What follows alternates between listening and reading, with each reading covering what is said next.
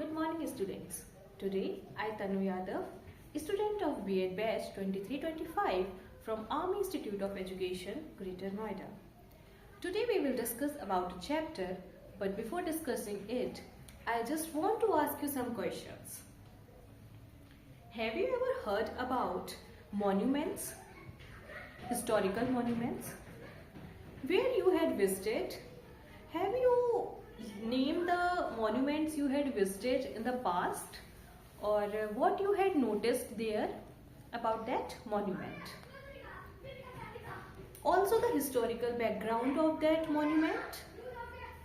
And do you have any idea that who had built that monument? Who was the king at that time?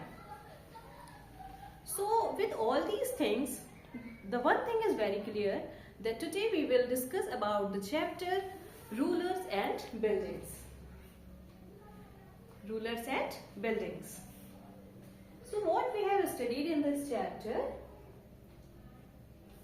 as you see the picture of all the monuments, I am just thinking that you all are familiar with these pictures. Are you? Okay. So if you are not, then we are discussing it in this video. In this chapter, what we will discuss about the buildings and temples, which were buildings and temples along with their architecture and engineering skills, about the temples, mosques, tombs and palaces, forts, etc. Temples like Kandariya Mahadev Temple, Rajrajeshwari Temple, Golden Temple, etc. And also the monuments or the buildings or forts or the minars like Qutub Minar, mosque like Jama Masjid and etc.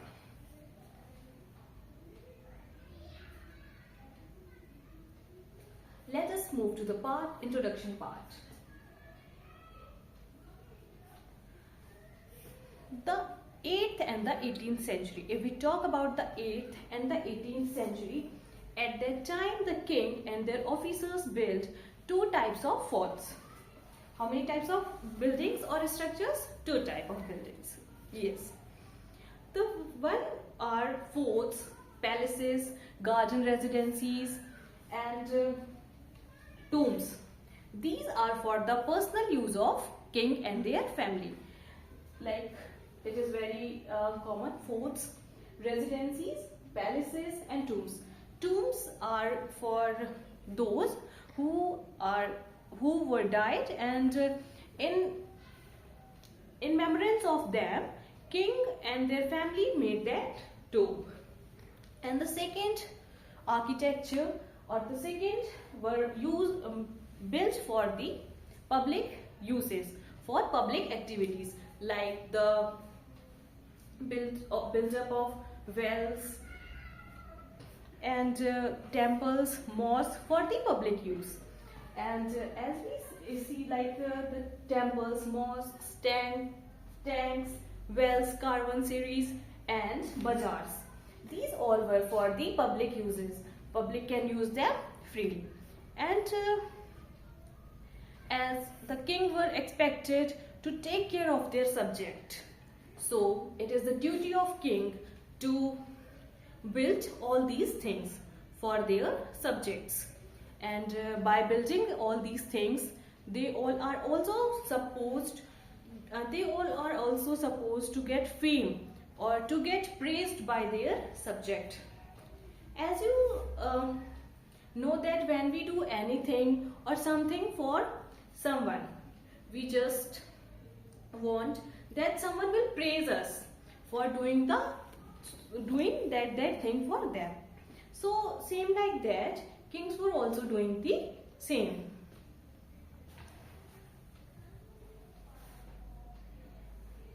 Moving to the next slide. As you are seeing that this is the picture of Qutub Minar. Here, how many of you had visited Qutub Minar? Okay. So as you here see that this is a minar and it is a 5-story building. 1, 2, 3, 4 and 5. Okay. So moving ahead, who was the founder of who has constructed the Qutub Minar? Yes, Qutbuddin Aibak. He was the founder of Delhi Sultanate, and he constructed Qutub Minar. And after he only constructed the first balcony of the Qutub Minar. This is the first balcony of the Qutub Minar, as you are seeing here. And the things written over there, the bands, all the things were written in Arabic. And writing all these things in this type of structure is very complicated. It requires very sophisticated skills. So the person who has that much skills, who can carve them on these structures, they are doing their work very well, as the things are written in the Arabic. And only the first balcony was constructed at the time of Qutbuddin Aibak. Later on, the time passes, other rulers came and they built it up. Rulers like Alauddin Khilji, Muhammad bin Tughlaq, Firozshah Tughlaq and Ibrahim Lodi. They all repaired that minar. The whole Qutub Minar, like other 4 balconies, were made by Iltutmish by 1229. So, due to earthquake and lightning, the Qutub Minar was get damaged. So for the repairment of that, these rulers do the repairment of the Qutub Minar.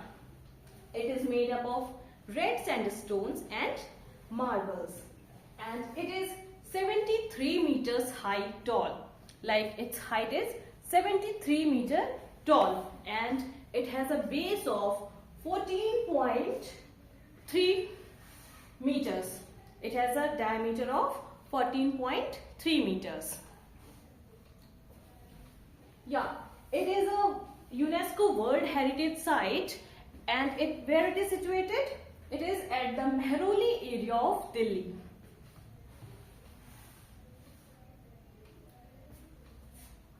Okay.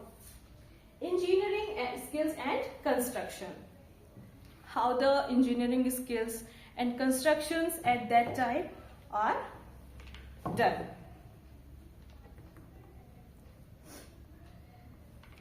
Okay. So, superstructure. Basically, what is superstructure? Superstructure is the part which is built above the ground level. Like the whole building is called the superstructure, or this structure you had made up on a base. So first you have to make a base, then the superstructure will be created on that. And if we talk about roofs, if we take the example of roofs, so at that time roofs were made, or how can we make a roof? Like we just place 2 vertical pillars and 1 slab of wooden slab or a slab of stone. So with that roof can made. But where the problem created, if we had to make a big hall, big room, so at that time the things were get complicated, that how can we create it, how can we made it. So to make large rooms with elaborate superstructure requires more sophisticated skills. As we had already talked about sophisticated skills, that at that time how the laborers were using their skills on carving the stones and also on the wood. So they all require a lot of work. They all require a lot of skills to make their work very clear. See, what the styles were used at that time? At that time, Tribute or corbelled types of style were used for architect. and those styles were used in constructing temples, mosques, tombs and buildings with large stepped wells called baulis. Have you heard about the baulis? And even if you had seen about that at the earlier time, at the past ancient time, that the kings used to build their forts near the rivers, or they also had created a well, or that is called bauli, that is stepped well. Okay. Okay, moving ahead. See, it is the stepped bauli, and the style that was used, it is called like here as you see, these two pillars are there and one slab was putting over there, and the style is called trabit and the corbelled style. See the structure, inside structure, it is called the corbelled structure, and the well is this, and these are the steps. So this type buildings were made at that time. Okay. Moving ahead, Kandaria Mahadev Temple. As the name already showing that it is Kandaria Mahadev Temple. So it is dedicated to which god? Lord Mahadev. Shiva. Yes, Mahadev, Lord Shiva. So it is built by King Dhangadev. Who built that? King Dhangadev. And King Dhangadev is from the Chandel dynasty. Constructed Kandaria Mahadev Temple to Lord Shiva in 999. It had an ornamented gateway with a Mahamandapa. Mahamandapa means a place where dancers perform the dance. As you see or heard about the ancient time, that their peoples were, while moving inside the temple, these are the stairs, and here the part is Mahamandap. So there the dances were performed, and the image of chief deity, who is the chief deity, so the image of chief deity was kept in the main shrine of the temple, that is called Garbhagrihi.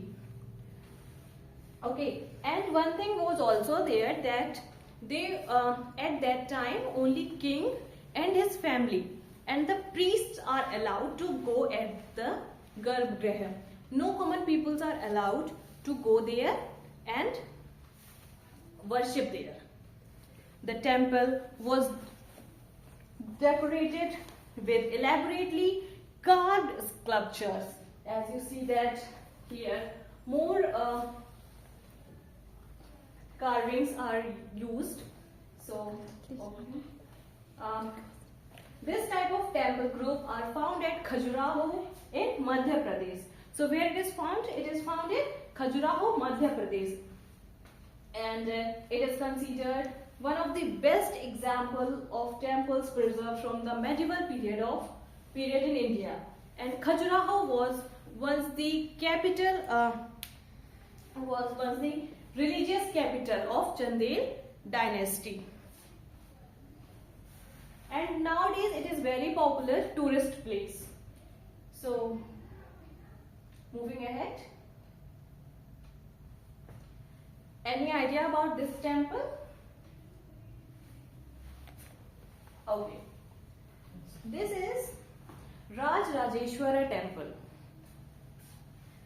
This temple has the highest shikhar, tallest shikhar at that time. You know shikhar, the topmost part of the temple. This temple has the tallest shikhar at that time. It means that this temple had that much tall shikhar that it is just double of the Kandaria Mahadev temple. So just imagine that how much tall it is. It is at Thanjavur and has the tallest shikhar, as I already told. Where the Thanjavur is? It is a state in Tamil Nadu.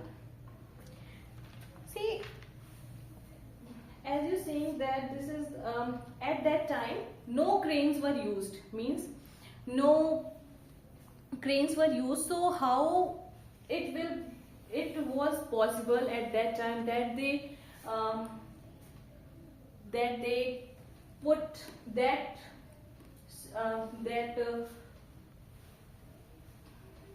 what we can say it like kalash over there. So at that time what they had done that they had made a rolled road, like an inclined path, and that inclined path was 4 kilometer long, like from here to 4 kilometer. So they just rolled the stone, and that stone was of 90 ton. So have you imagined that how much heavy it was to put it up manually without using any machines. So they just rolled it up and put that stone over there, and that stone is above 90 ton. Hence the architects built an inclined path, okay, as I already told you, and the path was dismantled after the building or after the construction of the temple. After the construction was over, so they just dismantled it.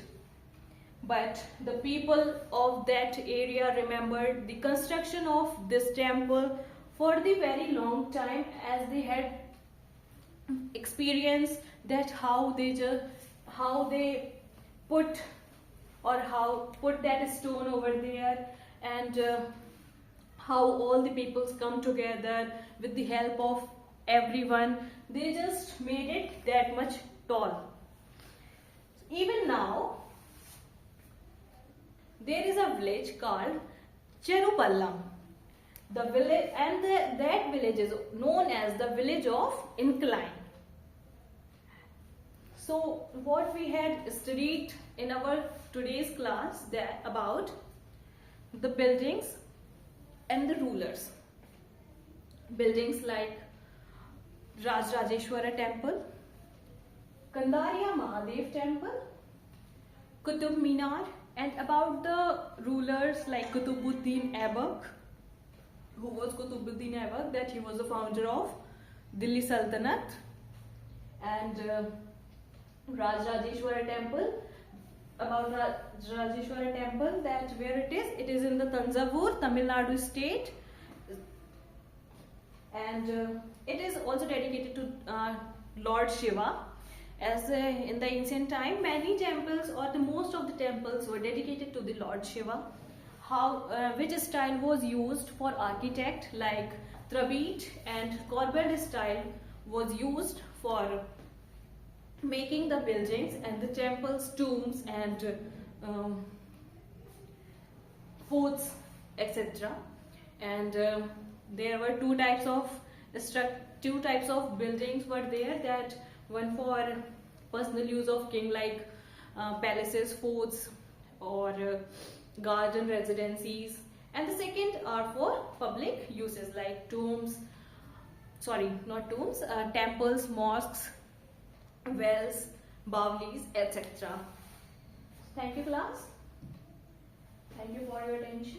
And this is the image of Rajrajeshwara temple, Stupi, crowning architecture. What I was saying about this, these are the stairs. This is the Mukh Mandap or Mahamandap. This is the front hall, and Mahamandapa, great hall, where the dances are performed. And this is the Garbhagriha, where the chief deity, idol of chief deity was placed. And this is the final kalash which was put over there. And this just below the kalash, like Viman, pyramidal structure. Pyramidal structure is called Viman. Directly over the sanctum. What is sanctum? This is the sanctum. And Stupi is the crowning architectural feature. This is the crown. Okay, class? Thank you for your attention. Thank you so much.